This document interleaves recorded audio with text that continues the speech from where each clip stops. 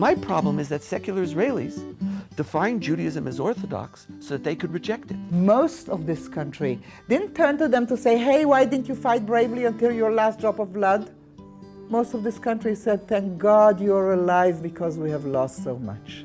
First, get out of Efrat, then get out of Jerusalem, then get out of Tel Aviv. There is a way to get to a peace agreement and to a real peace between the sides. Stop hiding our interests. Like, this is my Jewish interest, this is my Palestinian national interest. We have a common interest that no one talked about. If you come to me and say there's going to be a two-state solution and Jerusalem's going to belong to the Jewish people, I'm going to say, what are you smoking? In 50 years, there's no doubt in my mind, there will be a bat mitzvah at the wall. Israel will be leading the Jewish world in innovation in Jewish. We have to do it, otherwise we will perish. The most important thing at the end of the day is that you know one simple thing. I love Israel. I love Israel. I love this country.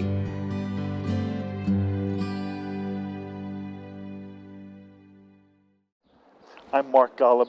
Welcome to a very, very special edition of Voices of Israel. We're standing right now at the Cave of Machpelah in the heart of Hebron. And what we're going to do is show you something which most Americans, Jew and non-Jew, most Americans have never seen, never experienced. It's only something we've heard described, sometimes in a very critical fashion, about what life here is like and what the interaction is between Jew and Arab living in Hebron is. And what we're going to do is take you around the city, show you the Jewish parts of Hebron, and come back and end up right here at the Cave of Machpelah. And the voice of Israel today is this wonderful gentleman right here, David Wilder, who is spokesperson for Hebron, the Hebron Jewish community. And David is going to take us, where are you going to take us, David? I'm going to give you a tour of Hebron. He's going to give us a tour of Hebron. And again, most of us never get to see firsthand what Hebron is all about. Stay with us, and on Voices of Israel today, you'll get a chance to see something perhaps that you've never ever seen or imagined before. How do you want to begin? You want to take us a little bit? I'm going to right where we're standing right now. Yeah. This is where when I begin tours, and I give many tours of Hebron, aside from other things, I always try to begin right here. Why? Because as far as I'm concerned, where we're standing right now is the most important place there is in Hebron after Mount Machpelah, the tomb of the Patriarchs and the Matriarchs. Mark, there are 4 Jewish neighborhoods in the city. Where we're starting is the first one. And when I say it's the first one, it's not only the first Jewish neighborhood where we're starting today, it's the first Jewish neighborhood, period. This neighborhood has 3 names. It's commonly called Tel Rumeda. The word Rumeda in Arabic has to do with ash, gray. There was a fire here a few thousand years ago and the name stuck. We also call this in Hebrew Admot Ishai, which I'll explain later on. There's another name, which is the real name. A lot of times when I come in here with tourists, they say to me, we go to all these interesting places in Israel, and they're significant, and they're important, they're even holy. They're all tombs. They're where people are buried. We go to the tomb of the Patriarchs and see where Abraham and Sarah are buried. But where did they live? And that's where I like to begin here, because this is Tel Hebron. If the tomb of the Patriarchs is where Abraham is buried, this is where he and Sarah lived almost 4,000 years ago. Today we can see some of it. For example, you see Before you give us 30 seconds, because there actually may be people who are watching, Jew and non-Jew alike, who do not understand the historicity and the historical link of Hebron to the Jewish people. Give us a quick overview, a summary of why Hebron is so important historically to the Jewish people. 4,000 years and 30 seconds. That's good. Look, 60 seconds. Look, Hebron is quite literally the first Jewish city in Israel. This is where Abraham came. This is where Abraham came and settled almost 4,000 years ago. And basically, since then, with very few exceptions that we know of, Jews have been here continuously. This is not only where Abraham and Sarah was, all of the patriarchs and matriarchs, Isaac and Rebekah and Jacob and Leah all lived here. Later we saw here the beginning of the Davidic monarchy. David was here for 7.5 years. He created here, he started here, the kingdom of David. When we talk about the kingdom of Israel, it began here. And we'll see some of that today. Afterwards, during the whole time of the Maccabeans were here, the Bar Kokhba was here, everybody was always here. It was a very, very central point, and of course its centrality is based around what's just a few minutes from here, the tomb of the Patriarchs, Ma'arat Machpelah, which is considered to be the second holiest site to the Jewish people in all the world, second in significance, importance, and sanctity only to Temple Mount in Jerusalem. And for that reason, it's always had a very, very special place in people's hearts. People have always tried to come to pray here, to be here, despite all of the issues and problems. And I'm not talking about the last 40 years, I'm talking about the last 3,000 years. People have always tried to be here. And today we have a tremendous privilege to be able to walk in the footsteps of Abraham. So I hope all of you understand this is the wellspring of the Jewish people. This is where we all began in Eretz Israel. And also, hear what David said, this is where the King David began the monarchy. It was not Jerusalem. King David establishes his capital first in Hebron and then moves it later on to Jerusalem. That's a story in and of itself. But that's how important Hebron is. And I think, yeah, you want to add? Yeah, I'd just like to add one thing. When we talk about the roots of Judaism, of course it begins here, but there's another more general way to look at Hebron, and that is that it's the roots of all of monotheism. Anybody that believes in one God, be they Jewish or Christian, anybody else, this is where they began. In other words, I look at Hebron as the beginning of humanity. We're leaving a period of barbarism where people used to sacrifice their children, where there was human sacrifice. We're coming into belief in one God. We're coming into to Abraham. And basically, it's the roots of all of humanity. That's beautifully said, David. All right, now that you have a sense of where we are, how do you want to begin? I want to show you where we're standing. Please do. Because this usually blows people away. Okay. We have here a wall. This is a wall that's today about 3 meters high. It used to be 10 meters high. It was about as high as the building. It was 6 meters deep. According to the archaeologists, this wall was built 4,500 years ago. Now, if you take 4,500 years ago, Mark, and you put that on a timeline, we're going back a little bit before Abraham. Most people know the story of Noah and the flood. That's when this was built. Okay, that's the time period we're talking about, the days of Noah. On the right side is another wall, which is a little bit lower today. It's a little bit newer also. It's only 3,700 years old. This is a wall that goes back to the days of Abraham. In Israel, when you go to archaeological sites, there are a lot of walls. What's in between these two walls is actually quite unique. These stairs are over 4,000 years old. They were discovered as you see them. Nobody put them back together again. And these are also over 4,000 years old. Now, the stairs lead, they tell us, from the valley below, going all the way up into the ancient city of Hebron.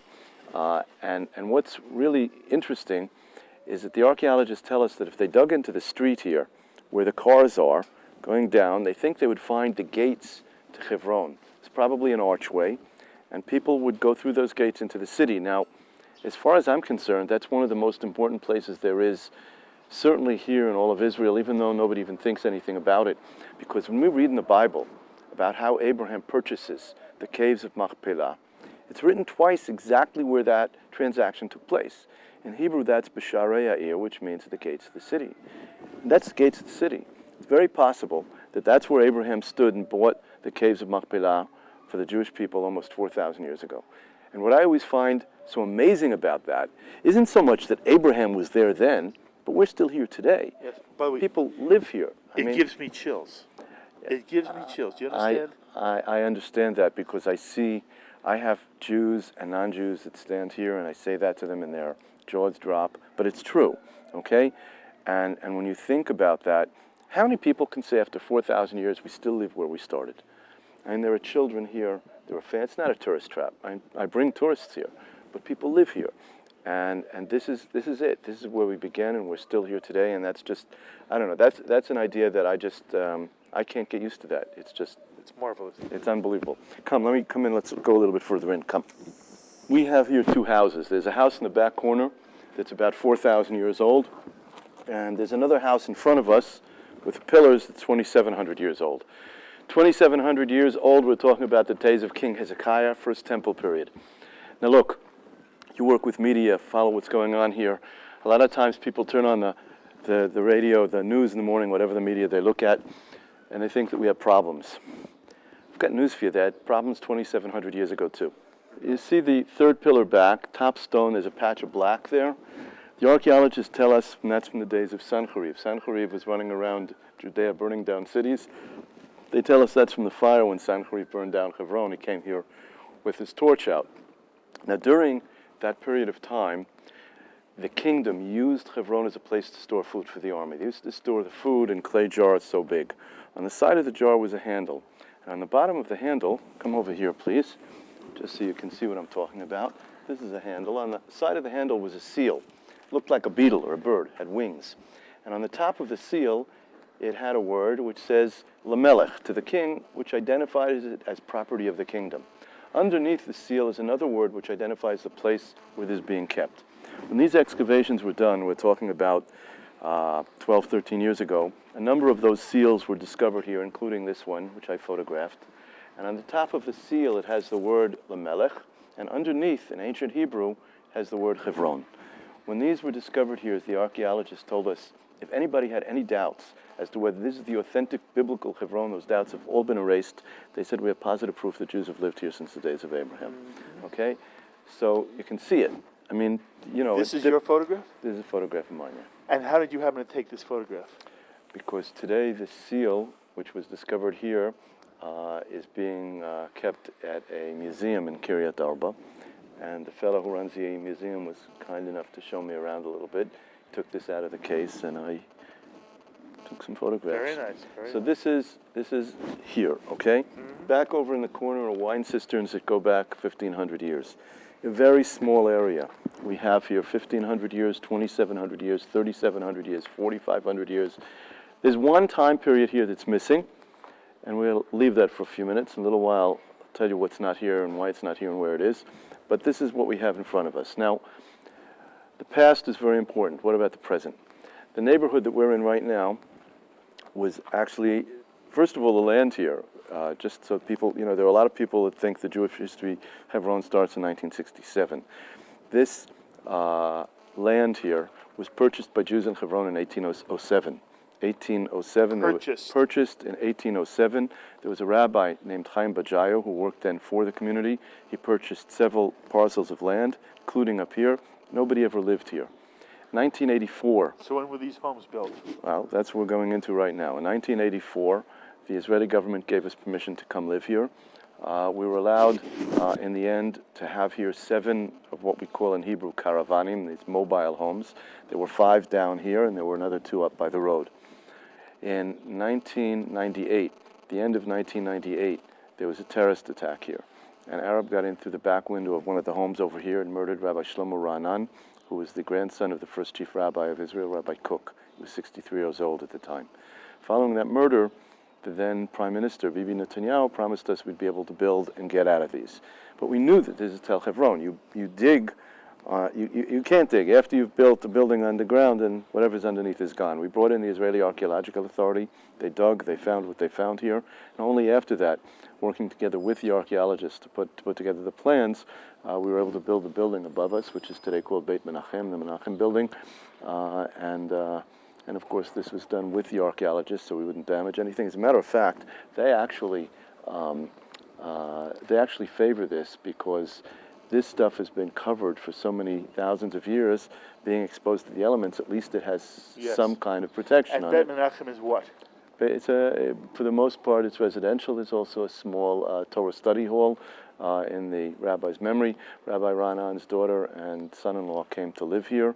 And he is a Torah scholar. He became the head of this. We were men studying to be rabbis here. They can study here for 5 years to receive their degrees, and then they can go out and teach and whatever. We started down where Abraham was. So now we move up to King David. The site that we're standing at right now is called the tomb of Jesse and Ruth. The tomb of Jesse, Shai, King David's father, Ruth, his great-grandmother. Down in those excavations, we didn't see anything, almost, from 3,000 years ago. 3,000 years ago is when David lived here. Why not? Because the archaeologists tell us that David probably built the original city of David on the highest point in Tel Hebron, which is up here. And they really believe that if they dug around here, under our feet they would find not only the first city of David, but they'd find his palace. That's someplace here under our feet. The building here, called the Tomb of Jesse and Ruth, the origins of this building probably go back about, I don't know, 1,000, 1,500 years, something like that. Today we have here a synagogue and a study hall, and of course the caves are probably someplace all the way underneath. It's a very, very, very ancient area. There's something of a cave structure over there which is about 1,500 years old. It's very, very special. You think about David and this is the beginning of the Davidic monarchy. This is it. If the roots of Abraham are there, this is the roots of David. We say David Melech Yisrael Chai v'Kayam. King David is a lot. I mean, this is it. This is where it starts. You know, it blows you away. But this is here. And now, you know, people always ask me how we know this is it. I mean, a long time ago. And the truth is that we don't know. We do have written records going back 700, 800 years of people that used to come pray here at the Tomb of Jesse. We think there's a reasonable chance it is. The tradition of Ruth is a little bit newer. Maybe it is, maybe it isn't. But on the holiday of Shavuos, hundreds of people come up here because on that holiday we read the scroll of Ruth in its entirety. Right. People come up here to hear the scroll of Ruth being read at the Tomb of Jesse and Ruth. It's an amazing, amazing time. And again, just so people understand, Jesse was David's father. And Ruth was his great-grandmother. And Ruth was the famous woman from the Ketuvim who was supposed to be ultimately the ultimate descendant, but yet also the progenitor of the Messiah. That's correct. And so, in essence, this structure is a tomb in their honor, and for all we know, Jesse and maybe even Ruth are buried here. That's what this is what the tradition has. Yes. Very lovely. It's a very, very interesting place, and you know what? Very quickly, as long as we're here, come on for a second.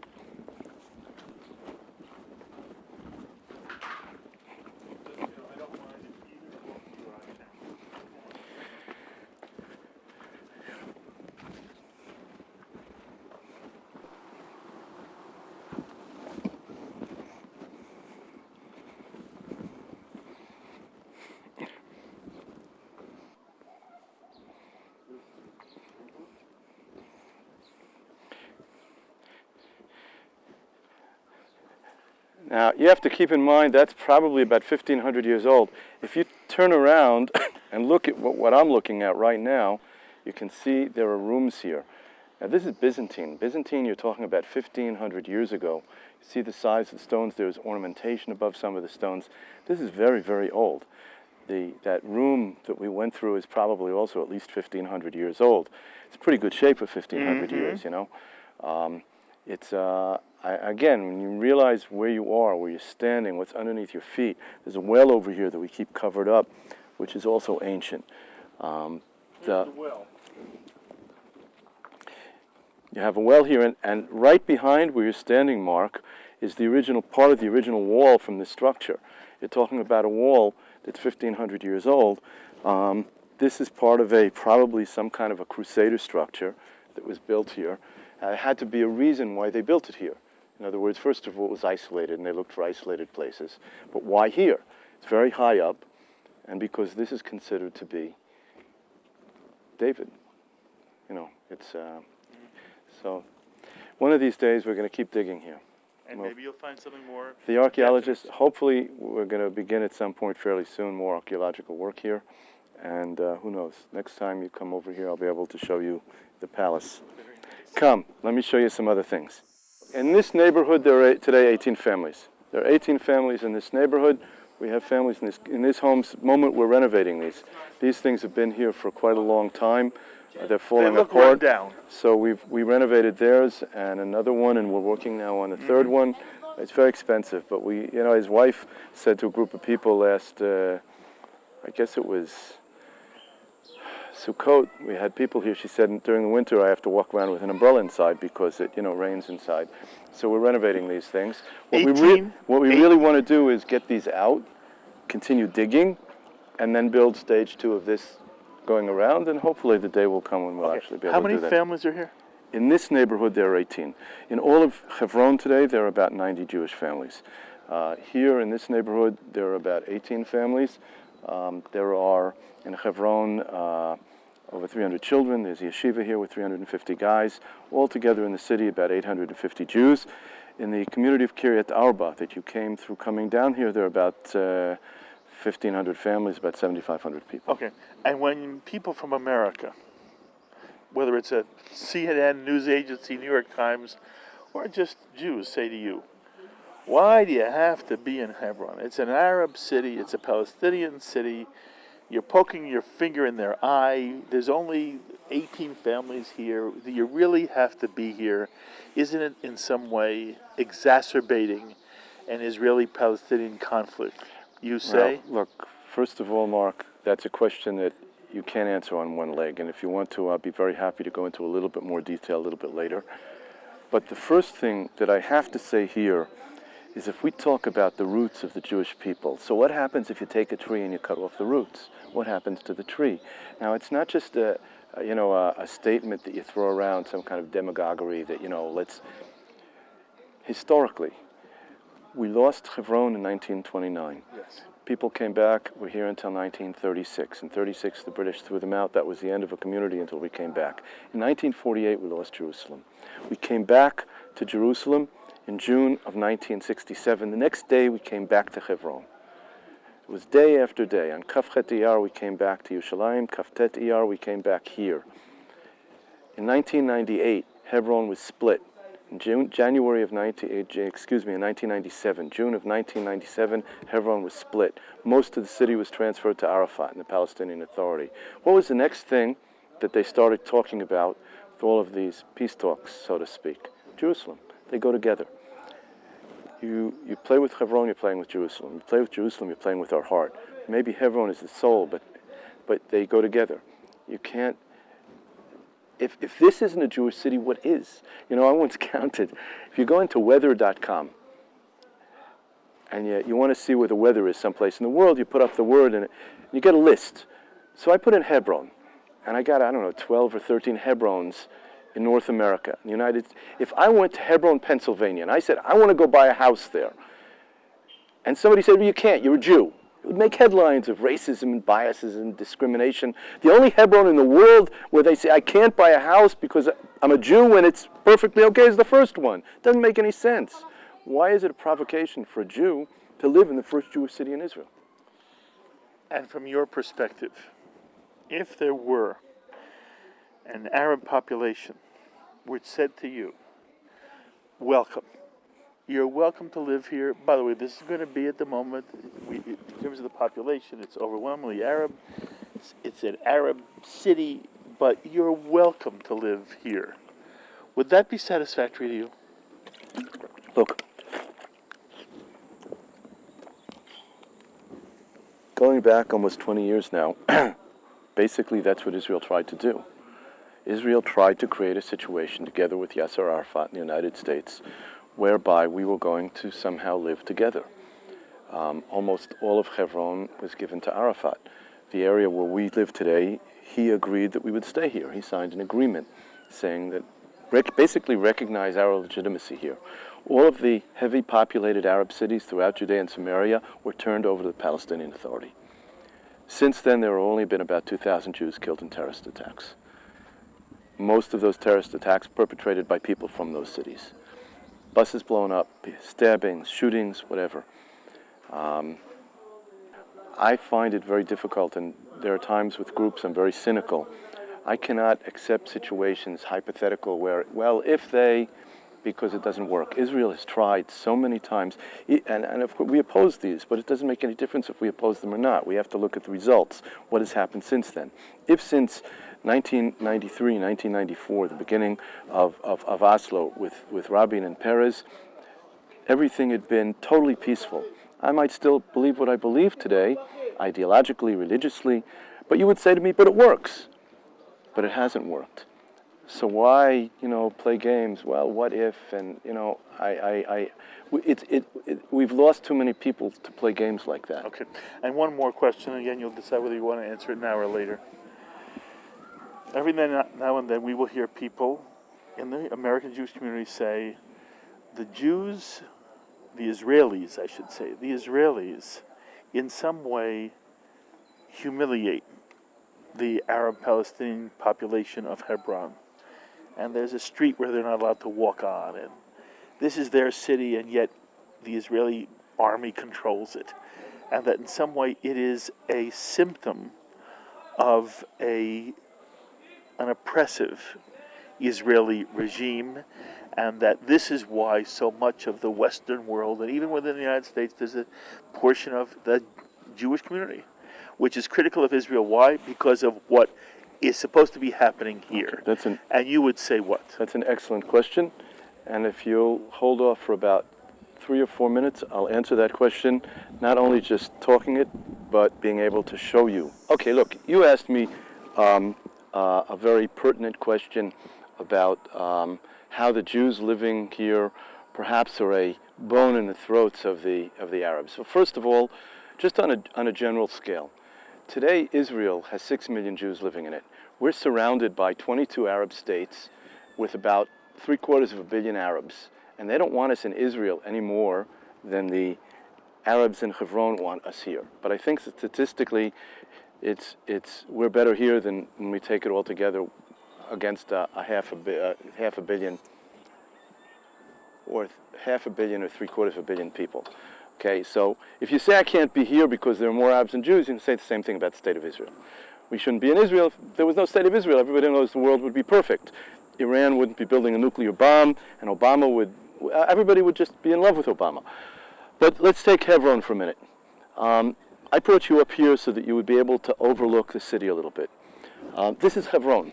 Okay, you see that big building with the dome there, Mark? See, there's a big building right in front of us with a dome, a silver dome. That's a shopping center.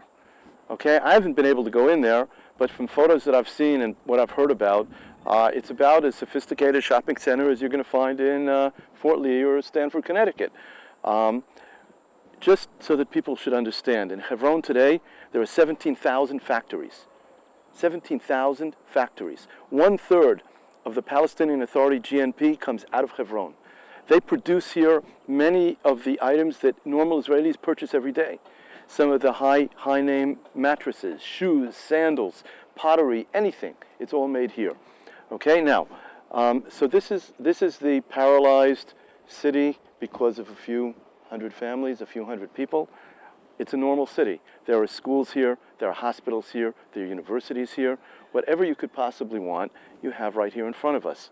Now, just so that we should understand and get our facts really straight, I will show you pictures in a little while at our next stop. But when we came back here in 1967, the hills that you see here, just about everything that's here wasn't here. The hills were empty. There was nothing here. How many years ago? 1967. When was 1967 today? This has all been built since 67? This is all since 67. Now, if you take a look where I'm pointing, you see some old brownstone buildings. When you go up a little bit, those brownstones go up a little bit, and then you cut east, you go right, and they go all the way down. You don't see all of them down here. It goes down past the Tomb of the Patriarchs and then down a little bit. When we came back in 1967, that's what was here.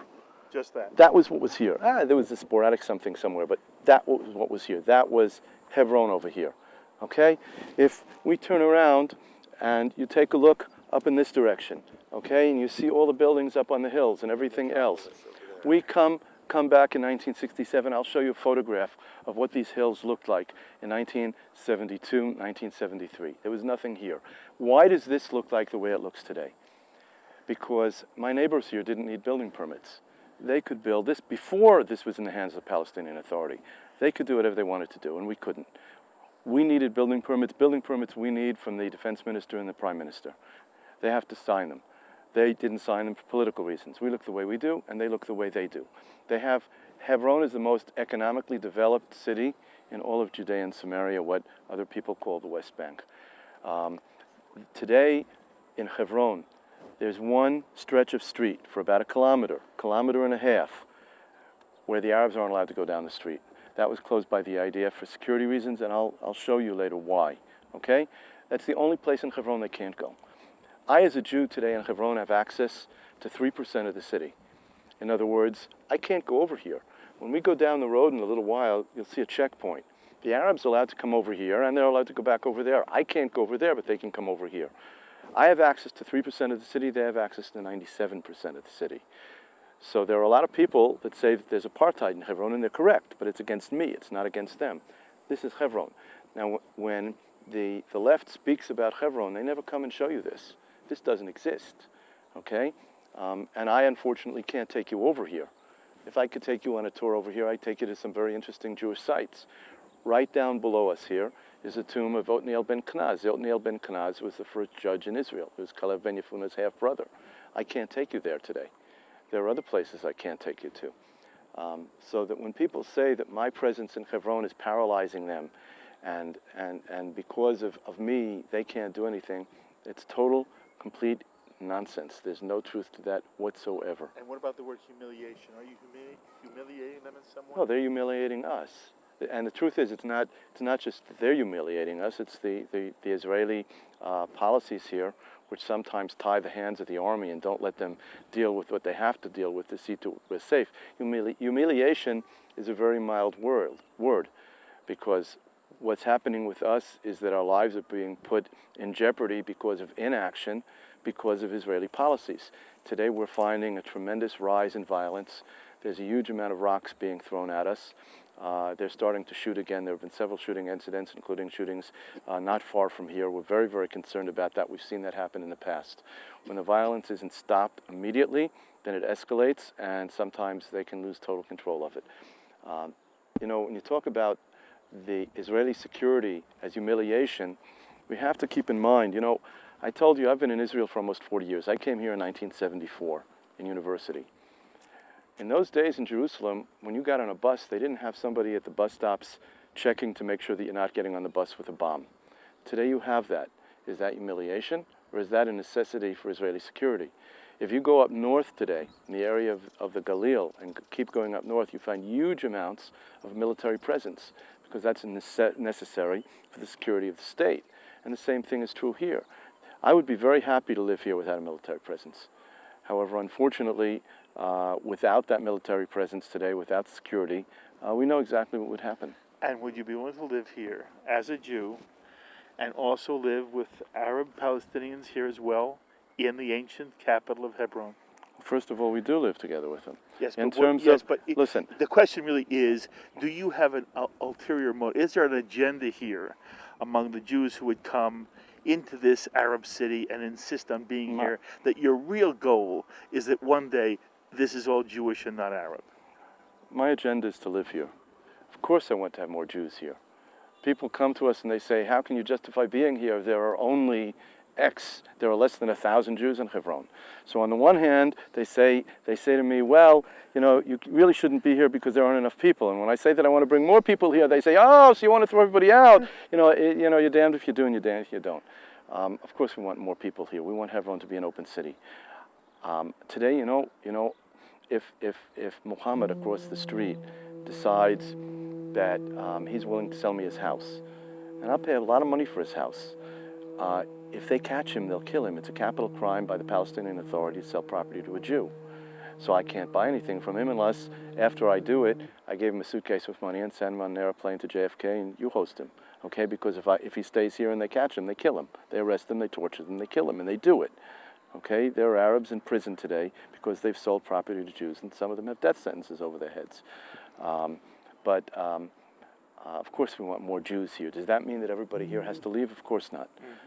I've been working as a spokesperson for the community here for 17, 18 years. I have never ever said that for us to live here they have to leave. As a matter of fact, I think that one of the solutions today, okay, I'm willing to live with anybody, okay, if they are willing to accept the same obligations of any Israeli citizen, okay, and they're willing to live within the framework of the State of Israel, and if they're willing to stop trying to kill Jews, so I give them Israeli ID cards, and they have the same rights and obligations that I have. And what if it was the reverse? What if there was some miracle here and there was a peace settlement between, quote, Palestinians and Israelis, and there was a new Palestinian state created on the West Bank, and this was part of Palestine, but they said to you, David, you and any other Jews who want to live under a Palestinian flag, you're welcome to live in Hebron, but you either have an Israeli passport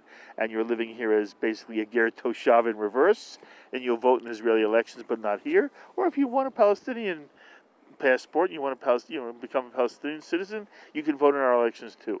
If they allowed you to stay here, but it was under Palestinian sovereignty, would that be an acceptable alternative to you? Look, I personally left the United States to come live in the state of Israel. I came to live with Jews. I might not necessarily like the people who are running the state. I might have a lot of problems with them, okay, but they're not doing what they're doing to me because I'm a Jew. Well, maybe they are, but it's very different from the situation that Jews lived in 100 years ago, or today even in some places in the world. If I wanted to live under a foreign rule, then I could go back to the United States, or I could go live in Sweden, or wherever I want. I want to live in Israel, and I want to live together with other Israelis, most of whom are Jews, under Israeli rule. I didn't come here to live under the rule of these people. Besides which, again, people, a lot of times people ask me similar questions. They ask me these hypothetical questions, and I get very cynical. And I say to them, you'll never guess. This morning I woke up and I opened the window. You'll never guess what I saw outside. I saw a pink elephant flying through the sky. It was really beautiful. It's never going to happen. It's never going to happen. We went through it. We've seen it. The Jews and the Arabs lived together here peacefully, sort of semi-peacefully. Okay, in the 1920s, and we'll talk about that in a few minutes, and I'll show you what happened here. The Jews and the Arabs lived together as neighbors. And that resulted in a massacre whereby 67 Jews were murdered, women were raped, men were tortured, and the community was decimated by their next door neighbors, by their friends. We have not seen any of that change today. I had here last week some Danish journalists, and I showed them the photographs of 1929, and they said to me, that's what was. That's not today. And I said to them, have you gone to Itamar? Did you go to the Fogel family house? They didn't know what I was talking about. What happened to the Fogel family less than 2 years ago is what happened here in Hebron in 1929. They chopped them apart. They butchered them. Okay?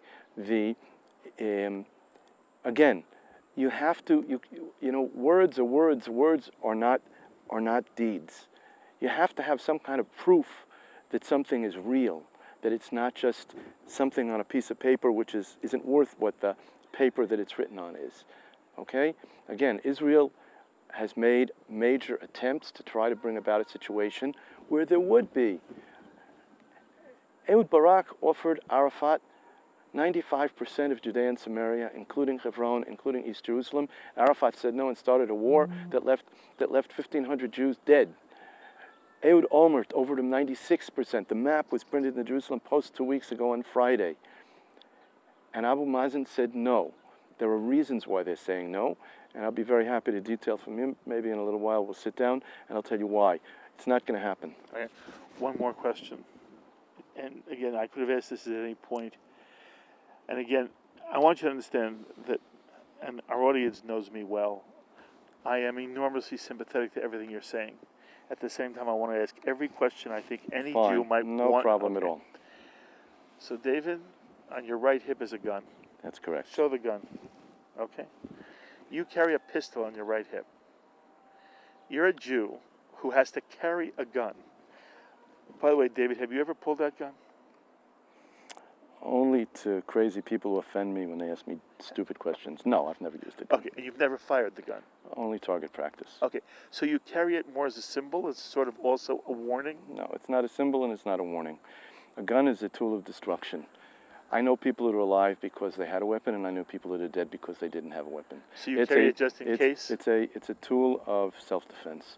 People are licensed here by the Ministry of the Interior for reasons of self-defense. That self-defense can be that somebody tries to attack me or anybody that I'm with, or I can be walking down the street and see something happen and try to do something to alleviate continued massacre. But this is the question. Answer it the best you can. Somebody might say to you, oh, David, do you really want to live in a place where you have to carry a gun on your hip? Listen, Mark, when I came to Israel in 1974, it's very difficult for people to pick up because you deal with different cultures and I meet people, but I remember where I came from. 1974, I'm in Jerusalem. I was 20 years old.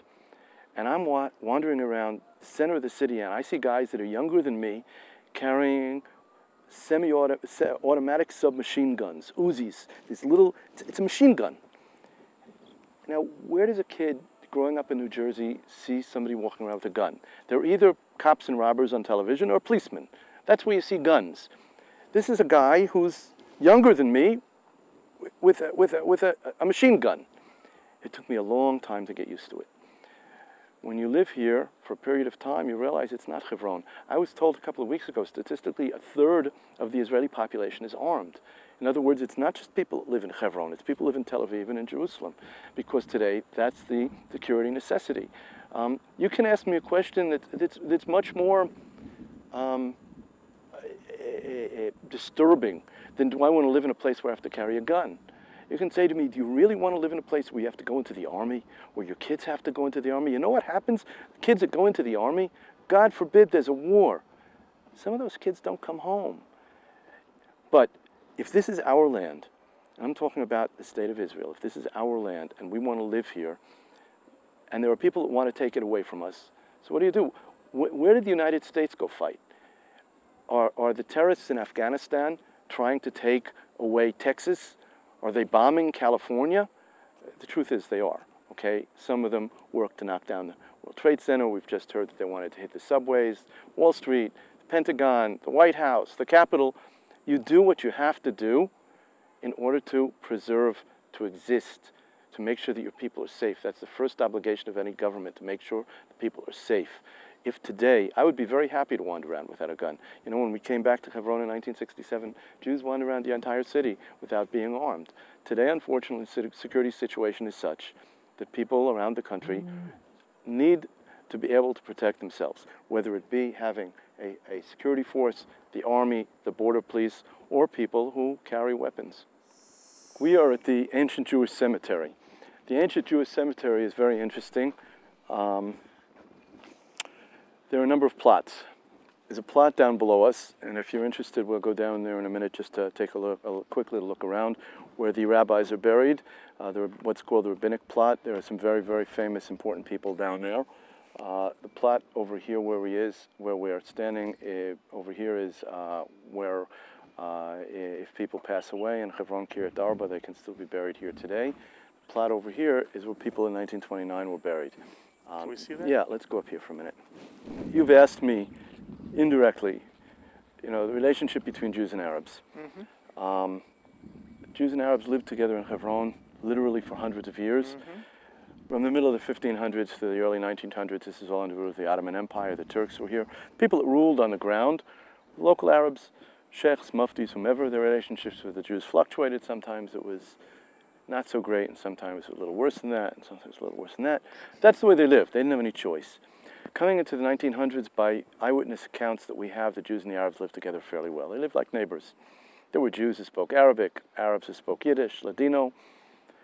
That started to change in the 1920s. In the 1920s, the British came over here under the mandate of the League of Nations to form a national home for the Jewish people in the land of Israel. Now, of course, we all know that that national home included what is today southern Lebanon, what's today Syria, what is today Jordan. It didn't exist then, coming all the way around, of course, here. The British changed that mandate. They chopped it apart. They left us with a little bit.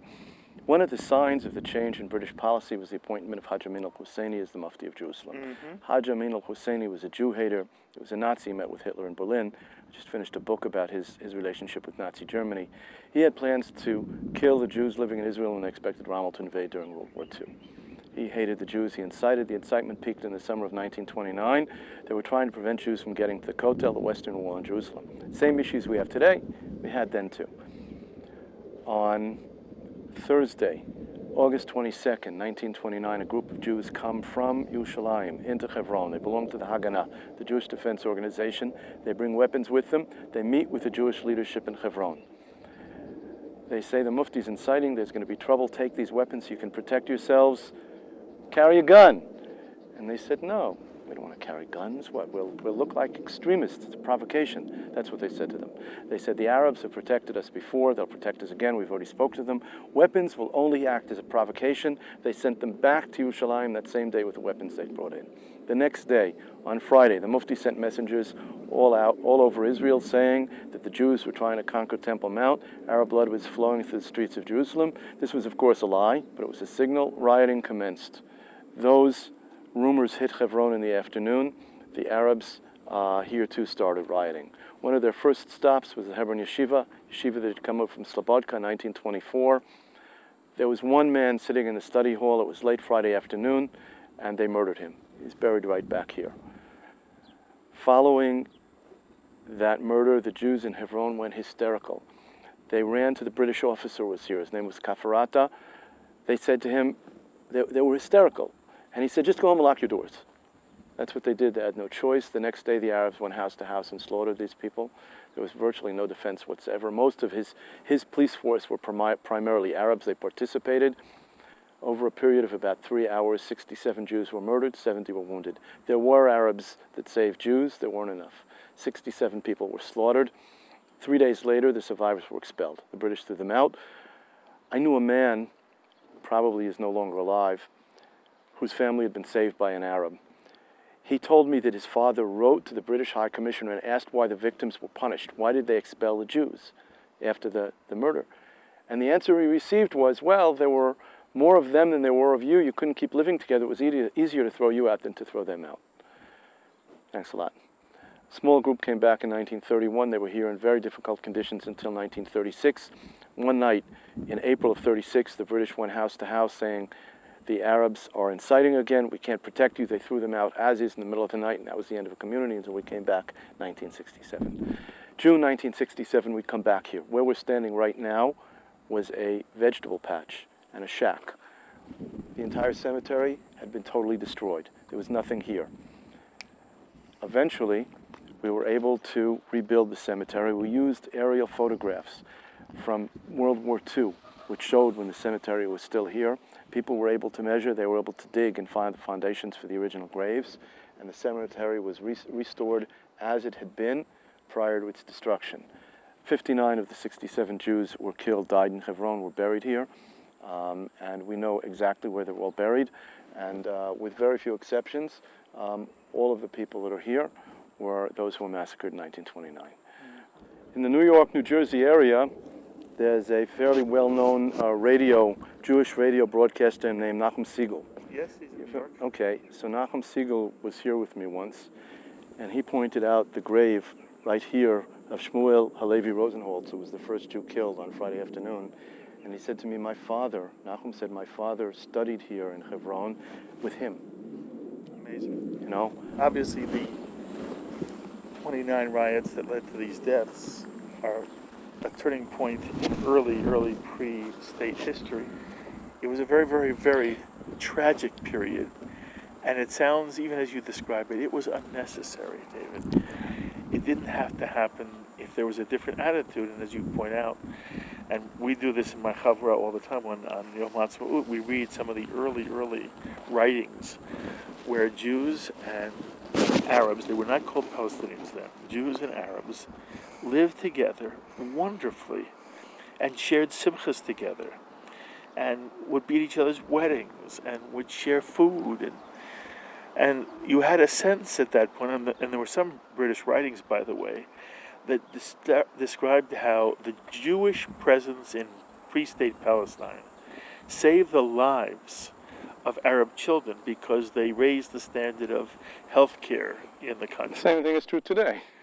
Yeah, that's listen, true. That's I right. have to tell you something, because the point that you make is so essential, and exactly what you're talking about is happening today. A friend of mine, who's going to be in Israel in a couple of days, was here last year on a seminar. And at some point during the seminar in Jerusalem, they went to an Anglican church in East Jerusalem. The pastor there calls himself a Palestinian Christian. And he spoke about the Palestinian cause and whatever they spoke about. And then he took questions. And my friend said to him, okay, there's a Palestinian state. You're going to go live there? He said, hell no. I'm staying here. Because, and there are a lot of people that think that way. They won't say it publicly because they're afraid to say it, because they'll get killed. But what Israel has been able to give these people is above and beyond what they could ever dreamt of. But we still find the hatred, and we find the animosities, and we find the violence and the terror. But look, this is, we try not to live in the past. But you have to know what your past is in order to know where you're going, and know what your future is. And this is very much a part of our past, unfortunately. It's also so ironic to me in some way that this cemetery, which is symbolic of what could have been and was basically forbidden to be, overlooks this modern, contemporary Arab city of Hebron. And wouldn't it have been wonderful if we all could have created this together? From your mouth to God's ears. This is a monument for Torah scrolls that were destroyed. There was a little pogrom in the tomb of the Patriarchs back in 1976 on the eve of Yom Kippur. Actually, it was 1975, 76. The Torah scrolls that were destroyed were buried here. This has been desecrated numerous times. There's nothing left in there, but this is a memorial for them. There are many people here that shouldn't be here. Okay, for example, the grave back here is of Shalhevet Pas. She's a 10-month-old baby that was shot and killed by a sniper in Hebron. During the Second Intifada, the beginning of 2001, Bet Nisan, she was shot and killed down in the Avram Avinu neighborhood. There are also many others here who were killed in terrorist attacks at one time or another over the years. There's a very interesting story here. Years ago, how did people raise money? They'd go all around the world and they'd sell a plot in the cemetery. There was somebody back in the 30s that bought a certificate that he has a plot in Hebron. In the 1960s, he made Aliyah. He's from Morocco. He came to live in Israel. In the 60s, this was still under the rule of the Jordanians. After it was liberated, in the early 1970s, he went to the Religious Council building and he said, I have a certificate, I have a plot in Hebron. When I die, I want you to bury me here. The man lived to be about 107. When he finally died, they buried him here. Say it's people want a schooler for a long life, But so let's. And incidentally, the homes we see right here. They're all Arab. This is all Arab. This is all Arab. Right surrounding this cemetery. That's correct. Here we get Louisville, Kentucky. Yeah, well, this is a family that came over here. There's a family that came over here, and they lived in Kiryat Arba. I knew her. I didn't know her husband, but I knew her. And she was, everybody knew her in Kiryat Arba. Look, first of all, just to get our bearings, this is called Beit Hadassah. Beit Hadassah was built in 1893 as a medical clinic for Jews and Arabs in Hebron. The word Hadassah rings a bell because it was run by the Hadassah Women's Organization. It was one of the first clinics, first 5 clinics in Israel that they opened up for medical care. And of course, that later developed into what we today know as the hospital. Hadassah Medical Organization, the 2 hospitals in Jerusalem, and like that. I live here. I live upstairs there. I've got a married daughter that lives upstairs here also. If we have time, we'll run in for a minute. But before that, okay, there's a tremendous amount of controversy in Hebron concerning the street right here in front of us. Are we talking about the street up here? Look, first of all, understand that Jewish Hebron is from where we were in Tel Romeda, down this road for another 1.5 kilometers to the Mount Machpelah. Down this road? That's what we have access to. That's Hebron. Okay, I showed you earlier all of Hebron, what the Arabs have. What we have access to is from up in Tel Romeda down here to the tomb of the Patriarchs. It's about 2 kilometers. This is under Jewish military control. Hebron was broken to H1 and H2. H1 was given to the Arabs. H2 is the area where we are. It was left under Israeli security control. Now, during the Second Intifada, I'm talking about 2001, there was a suicide bomber who blew himself up and killed some people down the road. There were shootings, there were stabbings, there were acid attacks. At that time, the Israeli army closed this road to Arab traffic, to Arab vehicular traffic and pedestrian traffic. It had been open. When I moved down to this building 15 years ago, this road was open. Taxis went down this road. In order to get a license from the PA to have a taxi, they had to agree to come down this road any number of times so as to cause also traffic jams and like that. It was open to Arab pedestrians, to city vehicles, and to taxis, to public vehicles. Because of the war that was going on here, people that were injured and people that were killed, the Israeli military decided to close the road. It was a security threat. They closed the stores on the road. There were security threats. This has gone through the Israeli Supreme Court twice. The Israeli Supreme Court, for people that are not aware, is extremely left-wing, very, very left-wing. They don't like ruling in favor of people like us. They upheld the military decision to keep this closed twice. The president of the Supreme Court then, Dorit Beinish, said that this is a minimum necessary for security in Hebron. Okay, now understand that security in Hebron is not just me. Security in Hebron is also you. And when I say you, I'm talking about close to 1 million people that are here every year. We want people to be safe when they're in Hebron. People from all over the world, all different religions. The military also has other jobs in Hebron. One of their primary tasks for the military in Hebron is to patrol on the other side of the city and manage to weed out the terrorists before they get to Tel Aviv and blow themselves up in buses. And because we are in Hebron and we're in the other cities, we've gone back to them, this is what's today preventing the terrorism. It's not the Arabs don't have any desire to kill people, but the security today is very, very good. There's a lot of help from above also, but the security is very, very heavy, very tight, and that's what prevents the terrorists from planning attacks in a place like Hebron, or in Jenin, or in Tulkarem, and running around and blowing themselves up in Beersheba, or in Haifa, or in Tel Aviv. Now this street, again, the only place in Hebron that the Arabs don't have access is down this street. Otherwise, they have the entire city. An Arab today that wants to get down the street, they can walk down the street to the stairs. They can go up the stairs, and they go down, and then they can come back down around in about 1 kilometer. In other words, they can't walk down the street. And the only reason, and you know, it's very, very important. People don't pick this up, but the reason this is closed is because they started a war with us. If that hadn't happened, then it would probably still be open today. Now, it's very important to, you know, when somebody starts a war, I guess they think they're going to win. But they also have to understand there's a price to pay. They started a war with us, and they lost. There's no reason why I have to sacrifice my security, or your security, or my grandchildren's security here, because they say we don't like it. I don't like it either. I don't have access to most of the city. I can't go on the other side. When I drive from here to places up north, I used to be able to go through Ramallah. I used to drive through Ramallah. I can't do that anymore. If I want to get to Beit El, or I want to get to the area in Binyamin or the Shomron, I have to go all the way around. It takes me an extra 45 minutes to go around, when it used to take me 15 minutes. It's very unpleasant, you know, but today we know what happens to Jews that go into Ramallah today. We've seen it, unfortunately. So it's true that this causes some, it's an uncomfortable situation, but they brought it upon themselves. And the Israeli Supreme Court has upheld that. The Israeli military has upheld that. I didn't do it, they did it. If this is what's necessary for security, then this is what has to be done. Mm-hmm. And are you saying to me that the only street in Hebron which is restricted in any way to Arabs is this street? That's correct. That's correct. So when I was told that there was a street in which the Jews have to walk on the right and the Arabs have to walk on the left. Okay.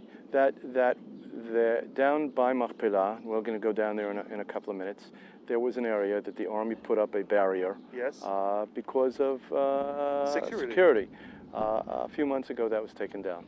And the barrier today isn't there anymore, and you'll show us where it was. Yeah. This is the end of what we call King David Street. The Arabs call it Shuhada. Shuhada, by the way, means martyr, the Street of the Martyrs. Okay? This cement wall that we see here on the right side used to extend down towards the little soldiers' booth down there where all the kids are walking. That was to prevent clashes between Jews and Arabs here in, this was removed a number of months ago. And thank God, since it's been removed, we haven't had any problems. The street is no longer divided. The Arabs walk down here, we walk down here, and things are fairly peaceful. And when the cement wall was extended, which side was the Jews? Were the Jews on? Which side were the Arabs on? The Arabs came down from here. On the right. To our right over here is the entrance today where the Arabs go into Machpelah. The building is divided. We have an entrance that's open for anybody that's not Jewish, and there's an entrance for anybody who's not Muslim. The Arabs would come down the street here, they would come down here on the right side, and then they could cross the street over there. And was there real enmity between Jew and Arab along this street at one point in time? Well, there have been terrorist attacks here where Jews have been attacked. There were two men. There are films made in America, David, which show all kinds of Jews just screaming and yelling and taking packages away from Palestinian women trying to take their groceries home. What's that all about? Look, I'm not sure about taking groceries away from anybody. You work with film. So do I. And there's this newfangled thing called cutting. You can just delete something, which means that I can show something on film, but nobody sees what happened before it. They don't know what brought it on. And that's what happens many times with the videos that you see. The Israeli children here aren't bashful. We try to teach them here not to initiate violent attacks. But if anybody is attacked, then they don't just turn the other cheek. They don't turn around and walk away. The kids here actually are very honest, and they don't want anything that doesn't belong to them. So if somebody gives them something and it doesn't belong to them, they give it back. And many times that's what you see on a video. The other point that has to be kept in mind is that, I grew up in New Jersey, and when I was a kid, we used to throw rocks at each other too. Our parents used to get very upset with us. It never made YouTube. Okay, when it happens in Hebron, it makes YouTube. It's been both between Jew and Arab. Look, there's no love lost here. There was a war here. Most of the people in the city either have friends or relatives who were either injured or killed during the Intifada here. And I didn't have time to take you into my home. Next time I'll show you the results of some of that in my house. But there's no love lost. It's very unfortunate, and I really do hope that the day will come when that will change. But today there's no love lost, and we just try to keep that, on a low burner. We're not interested in terror. We're not interested in attacks by Jews or by Arabs. And that's the way we try to educate the kids. We're standing outside the Tomb of the Patriarchs. This is the center of everything. Across the street, we see here what's called in Hebrew balagan. Balagan, mass confusion. We're going to have 2,500 people here tonight. We're having an outdoor concert. You can see the stage here. We're bringing a very popular Israeli singer, a very young guy. Who? His name is Benayoun, Amir Benayoun, Okay. and he's going to stand up here tonight and sing for a couple of hours. And this is the first time we're having an event like this. You can have 2,500 people from all over the country. People probably never coming to Hebron for a concert outside here. Amazing! Isn't that amazing? We'll see it tonight. It's going to be. They don't have enough tickets. We could probably sell another 2,500 tickets, but that's why we had to park down there. They're not letting the cars run through here. And do I assume, quite honestly, that it will be virtually an Israeli Jewish audience? Yes, sir, it will be. That's the kind of singer it is. And, Right. the Arabs go hear the Arab singers, and we go. All right. People enjoy it. I mean, this isn't for everybody, but people enjoy it. But this is right outside the Tomb of the Patriarchs, And which if is we right here, make if we right do here, a right around 180, us, We are standing right here. by the Tomb of the Oh, Patriarchs. Okay, look, a little bit about the place.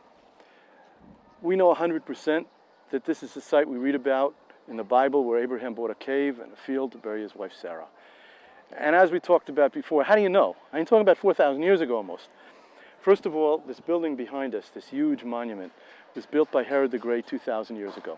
It's probably the only 2,000-year-old building in the world that still exists in its entirety. It's still used, probably for the same purposes for which it was built. It's a place of worship and a place of identity.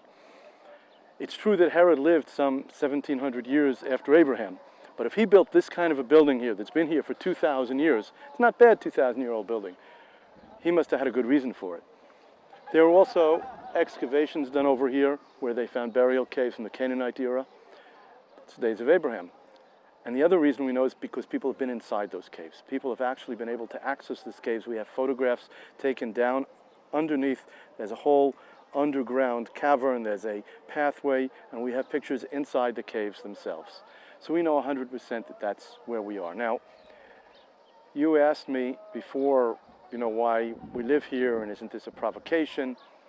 You have to keep in mind that this site, which we call the second holiest site to the Jewish people in all the world, was off limits to Jews and to Christians for 700 years. In 1260, the Mamelukes, who were actually liberated Muslim slaves, they expelled the Crusaders who'd been here since 1100 till 1260. 1267, their emperor, a guy named Bybers, declared this to be off limits. He said, this is a mosque. Did the same thing on Temple Mount in Jerusalem. This is a mosque. Only Muslims can pray here, and that's the way it was for 700 years. There used to be stairs going up the eastern wall, Jews that came to pray here. You said that you had family here in 1920s.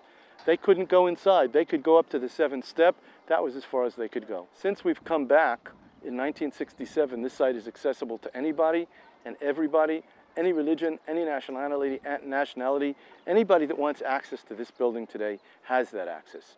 Our neighbors tell us straight out that if they ever control this, they won't let us in. They say it's a mosque and only Muslims can pray here. Now, I've mentioned to numerous journalists that this building was built by a Jewish king 2,000 years ago, which is about 600 years before Muhammad was born. But that doesn't make any difference. It's a mosque, always has been, always will be. And it's not me saying it. Go into Google, search the name Karl Vick. Karl with a K, K-A-R-L-V-I-C-K, and then the word Hebron. You'll come to a blog that he wrote for Time magazine about a year ago. He had a discussion with the then Arab mayor of Hebron, who says, what? It's a mosque. Everybody knows it's a mosque. Would they let me pray in a synagogue? This is something that not only has he said, but those who preceded him, they all say it, and they mean it. That's why for 7 centuries we couldn't go inside. We know that if we didn't live in Hebron, here, nobody who was not of the Muslim faith would have access to the site. And people say, oh, you don't have to worry, there'll be an agreement, they'll sign it on the White House lawn. So there was an agreement like that about Joseph's tomb in Shechem, and the very, very ancient, beautiful synagogue in Jericho, Shalom al Yisrael, and even places here in Hebron where we were supposed to have access, and of course we don't. Now there are close to 1 million people, 800,000 people that visit here every year. I can't imagine saying to them, well, can't do it. You know, you have to stand outside and wave. It's too important a place. But with the argument that they would give is, it may have once been built by a Jewish king, but once it becomes a mosque, from that moment forward, it is only a mosque. Well, so then I have news for them too, because this building twice was a church.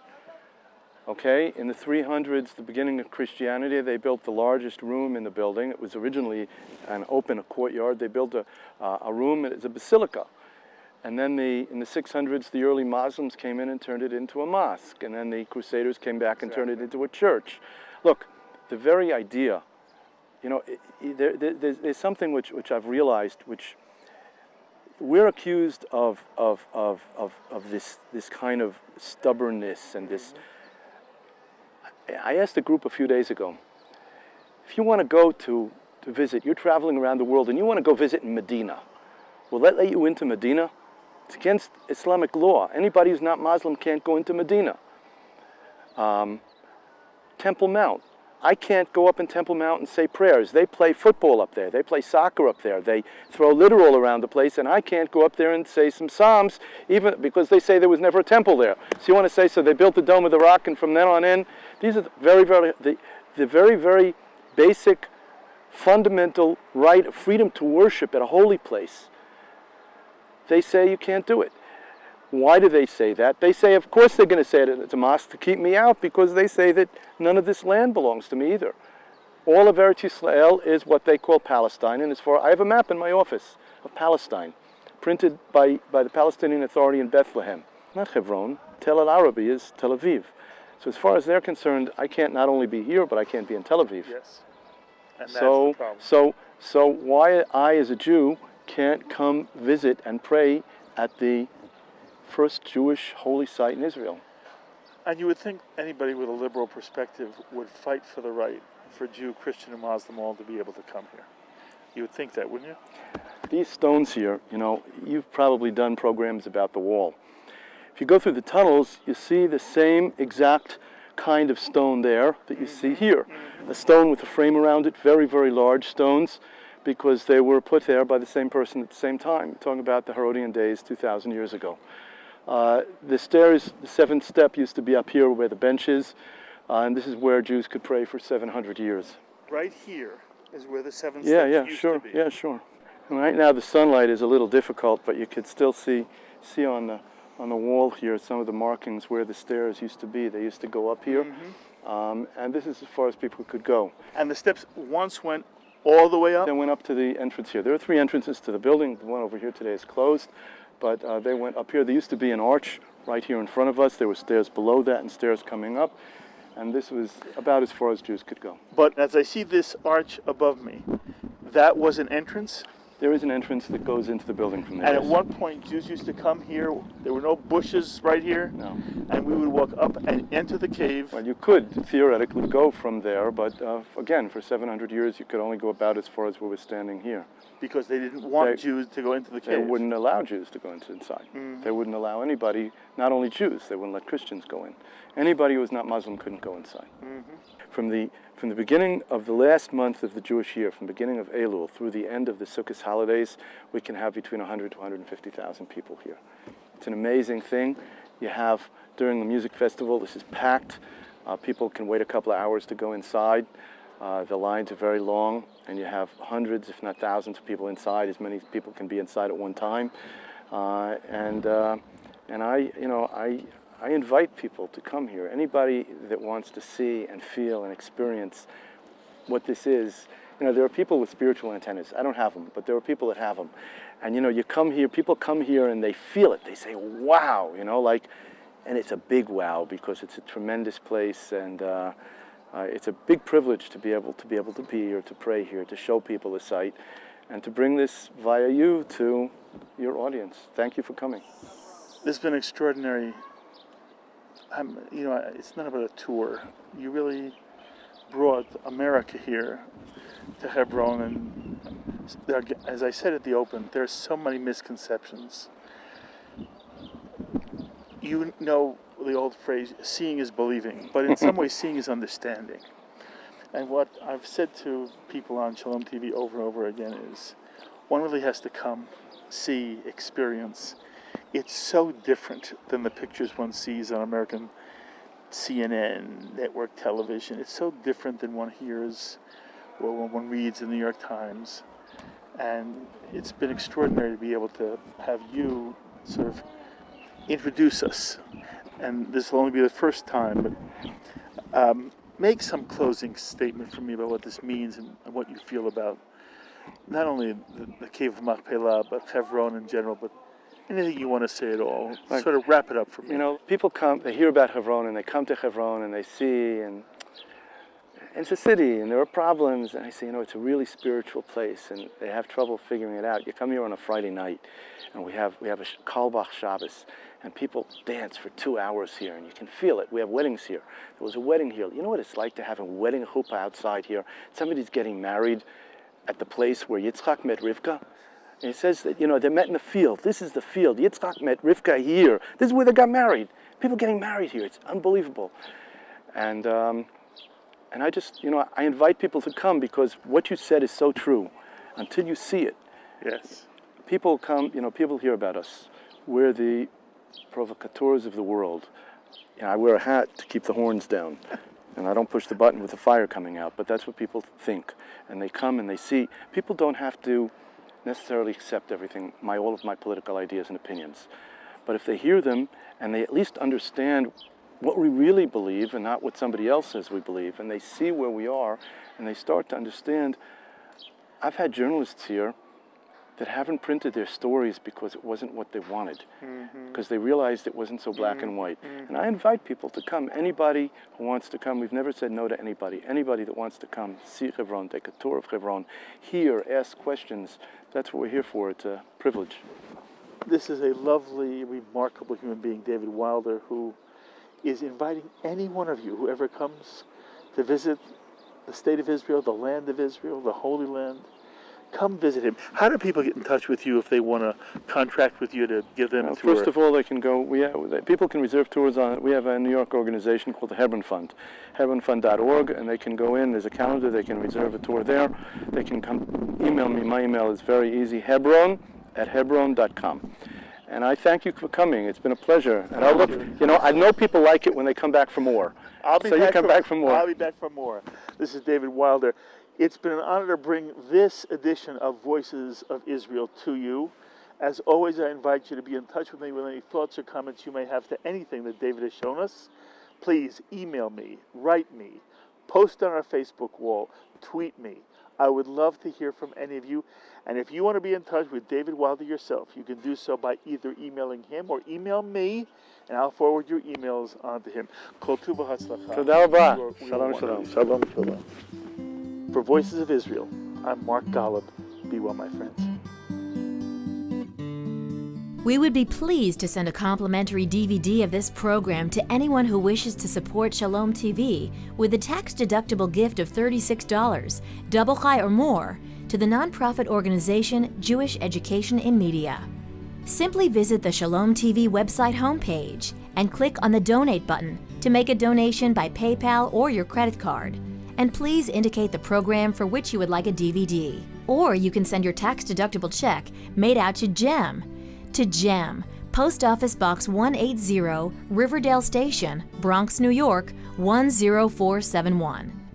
And again, please remember to indicate which program you would like to receive on DVD with our compliments.